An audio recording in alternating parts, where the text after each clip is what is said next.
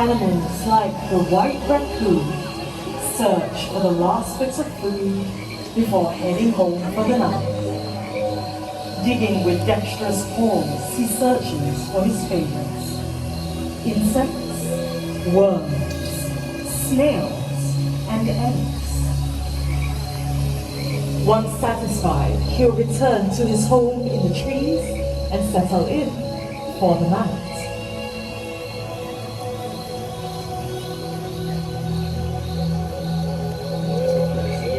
As daytime animals settle down to sleep, the forest comes to life. Hidden amongst the shadows, nocturnal animals emerge from the dark silhouettes of the forest. With a body striped to provide perfect camouflage, a fishing cat appears along the riverbed. These cats love to swim and dive underwater, and they wear a layer of short hair so dense that water cannot get through it. It is this layer that will keep them warm and dry, even in chilly winters.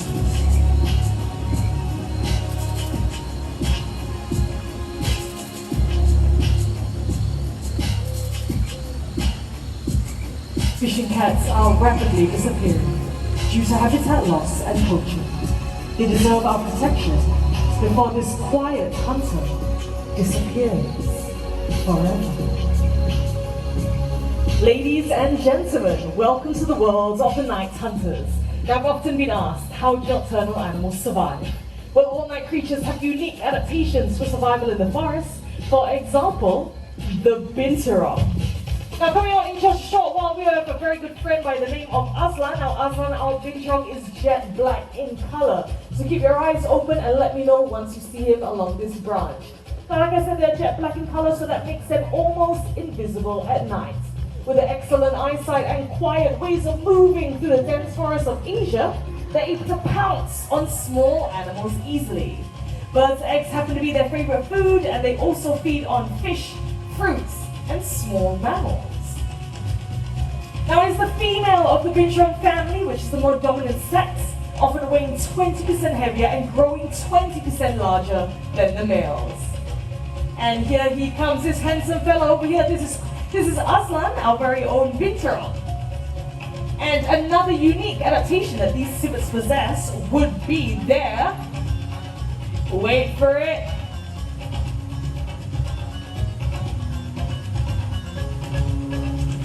come on, boy, let's show them what you got. Their long, powerful, prehensile tails, which enable them to climb on trees and hang from branches just like that.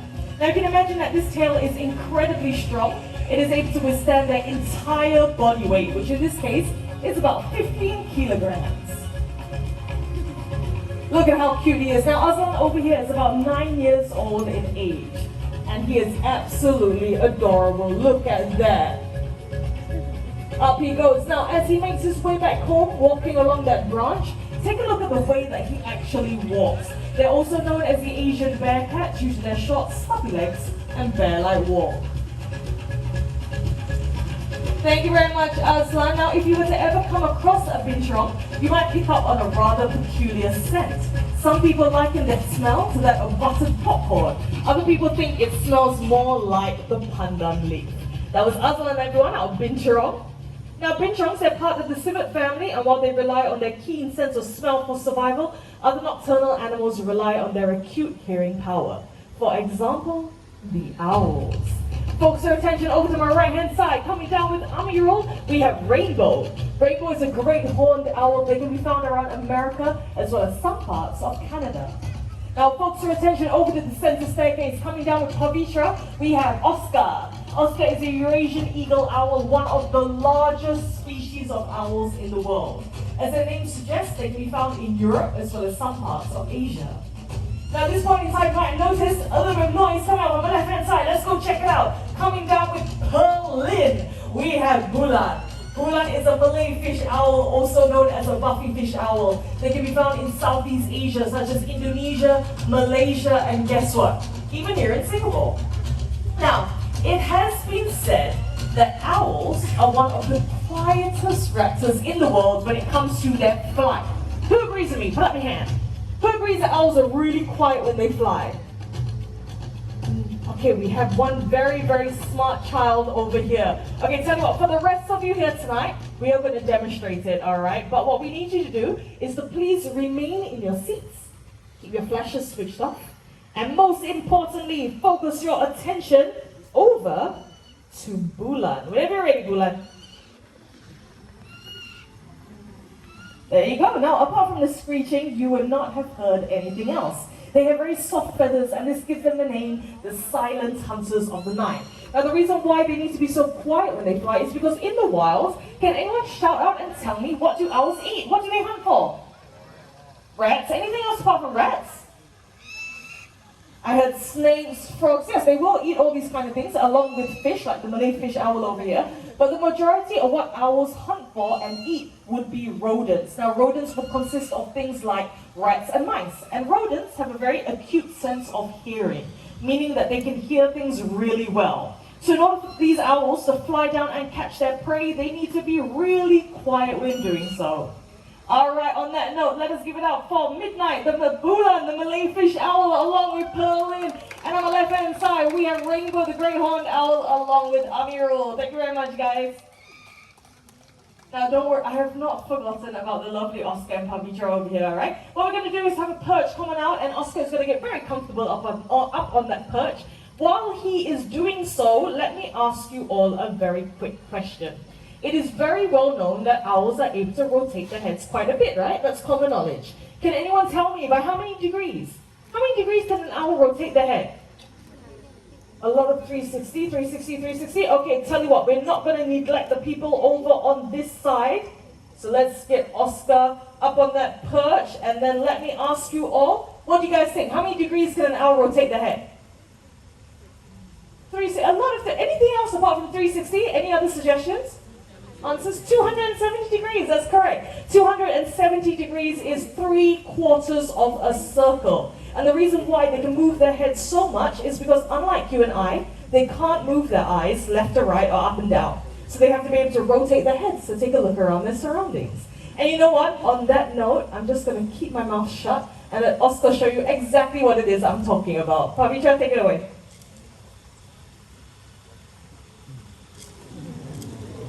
Look at that. All right, in case I was a little bit too fast, let's try that one more time. Look at that, 270 degrees. Now, the reason why they have the ability to do this is because they have twice the number of neck vertebrae that you and I have. We humans, we have 7, but for owls, they have a very impressive 14. Now, another very impressive thing about owls, for the Eurasian eagle owl, in fact, would be their wingspan, which can stretch up to 6 feet in length. That's about the height of an average human man. All right, let's give it up for Oscar, the Eurasian eagle owl, along with Pavitra. Thank you very much, guys. Now get ready. We are going to have one more big round of applause for the most important... Oh, look at that. That wingspan over there. Now, if you notice, despite his large size, there's hardly any sound. And one more big round of applause for the most important person of the night. Get ready, it is Kelvin! Thank you, Kelvin. Very important job. All right, now, coming up next, we have a very cute friend of mine. Kids, you're going to love this, all right? I'm not going to tell you what he is, though. So you guys will have to take a guess. This animal is very small. This animal has really big ears. And this animal is native to the Sahara Desert. So have a think about it. Focus your attention over to the right-hand side of the stage. You will meet my friend by the name of Zaya. Give on Zaya along with the trainer. This is Najmi. Now Zaya is a Fennec Fox, and Fennec Foxes are native to the Sahara Desert. They're very good at jumping not only vertically but also horizontally. They're able to leap up into the air as well as leap forward 1 to 1.2 meters in length.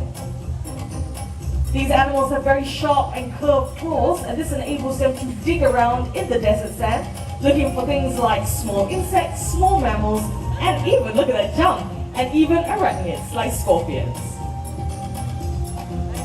Now remember when I told you that they have really big ears? Take a look at that. These ears help them to listen out for prey as well as predators sneaking up behind them, and also helps them to get rid of any excess heat out there in the desert. Now look at this, look at that jump, fantastic, very nice. Now don't be fooled by Zaya's very small size. He is in fact a grown-up Feminic Fox, and he will not get any larger than this. Alright, ladies and gentlemen, let's give it up for Zaya, the Feminic Fox, along with his trainer, that is Nachmi, the human being. Thank you, guys.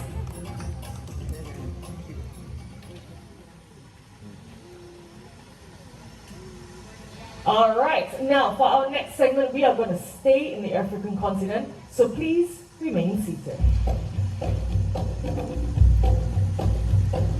A famous hunter from the African continent. These animals possess a keen sense of smell, able to detect carcasses from many miles away. The largest of the hyena species, this is the spotted hyena. They have powerful jaws, able to crush bones, including those of elephants. And with their excellent digestive systems, they're able to digest their entire prey. This includes the skin, teeth, horns, bones, and even the hooves. They're able to run for long distances in search of their prey, and this is due to the size of their large hearts.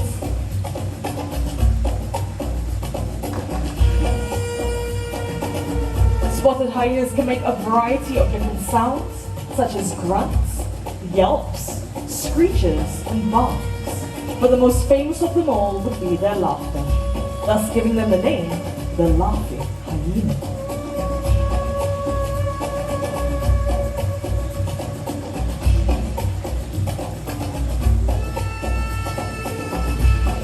While often regarded as scavengers, in fact 90% of their food is live corn.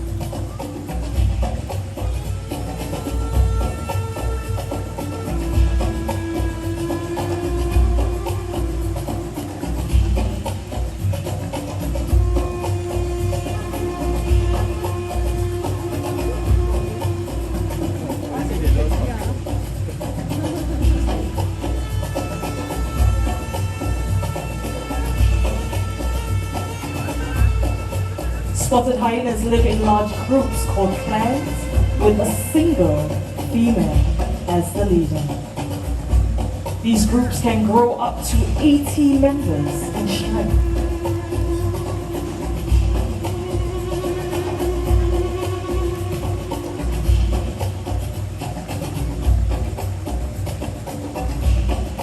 And much like the bintrong that you saw earlier on, it is the female of the hyena species which is the more dominant sex.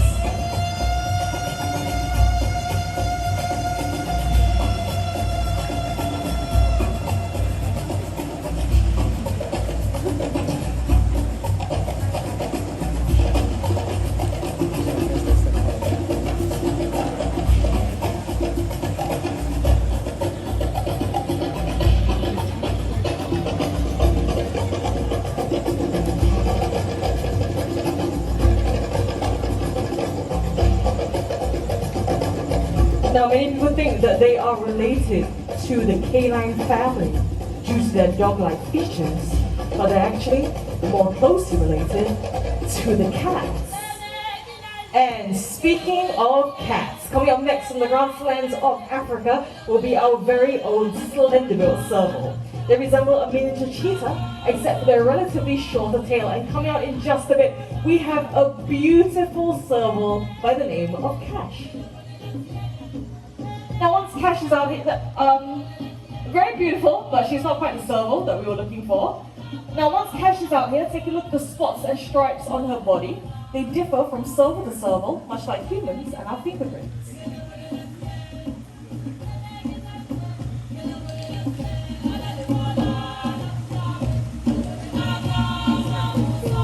They have an excellent sense of hearing, and this enables them to locate prey hidden amongst tall grass as well as underground.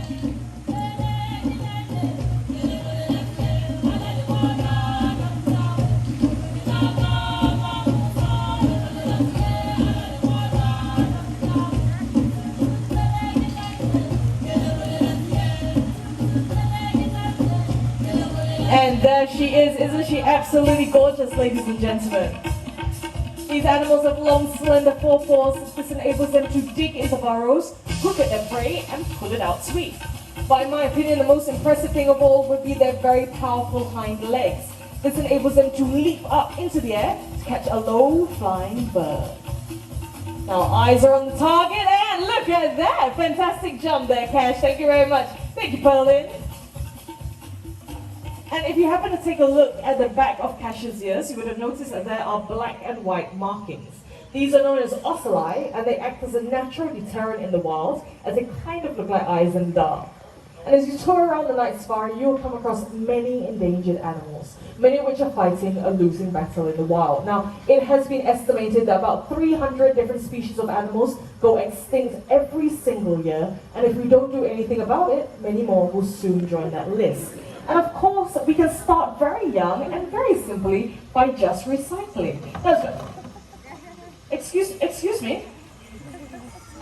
Ladies and gentlemen, this is my very good friend. You saw him earlier on. His name is Toffee. Toffee is a white raccoon. And as you can see, he has a rather fantastic adaptation, which would be those dexterous paws. Now, dexterous paws, unfortunately, feed into the misconception that they are pests in many countries. This is not their fault. As you can see, they are able to grip and twist things, like the lid of this container. They're able to open up doors and even topple over rubbish cans, as you saw earlier on. Now, of course, in the wild, they do not need to know how to open up plastic containers, but they do need to know how to pull apart the shell of crabs, prawns, and snails. All right, thank you very much, Toffee. Thank you, bye-bye. Let's say goodbye to Toffee. Bye, Toffee.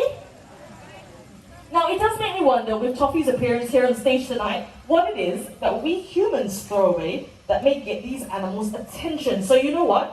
Let's check out what got Toffee's attention over in this bin.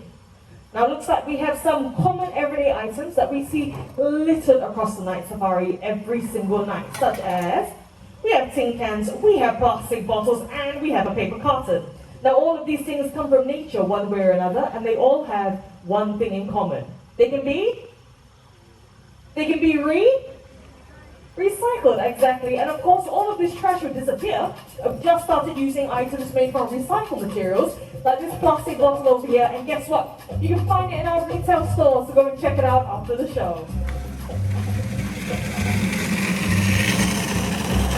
Thank you, Annie. All right, now we have our recycling bin, we have our trash items. In a short while, we will have two sisters by the names of Bubbles and Bailey, and they're going to show us what we can do to start to make a difference. Bubbles and Bailey are Asian small-clawed otters, the smallest species of otters in the world. They have excellent eyesight both above and below the water, and here they come up, so adorable.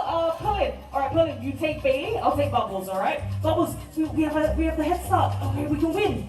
Drop it in. Drop it in. Into the bin. Okay, we can make a comeback. It's been done before. Okay, we can make a fantastic comeback. We can make a comeback. All right, let's do this. One more tin can to go. Let's do this. Let's give them some encouragement. They're doing a great job, spreading a very important message. Okay, we can't win, but we can finish strong. Okay. This is exactly like what you did just now. You just have to let it go. In life, you have to learn to let go, sweetheart. Let it go. Into the bin. Just a little, yeah, very good. Now we have our tin cans with our plastic bottles, paper carton. Paper carton. Paper carton. I do it. I will do it. But you know what? I think I need a little bit of help. So, you know what? I think I learned from Bailey that plastic bottles go right here. But paper carton, where does it go? Does it go in with the tin cans? No? Plastic? So where does it go? Others, very good. That was Bubbles and Bailey coming out here to share a very important message, and that is to reduce, reuse, and recycle, exactly. Now, as our journey through the night comes to an end, we shouldn't forget the lessons learned. From the owls in the sky to the binchrom on the branch, they want to remind us to protect their cousins in the wild and the fragile environments they call home. What we do makes a difference, and it is up to us what kind of difference we want to make. Because the greatest threat to our planet is the belief that someone else will save it for us. On that note, we hope you had a great night here tonight. My name is Kenzie. You saw Amirul at the start of the show. Thank you so much. Take care, everyone. Good night and stay safe. Please remain seated and wait for our presenter.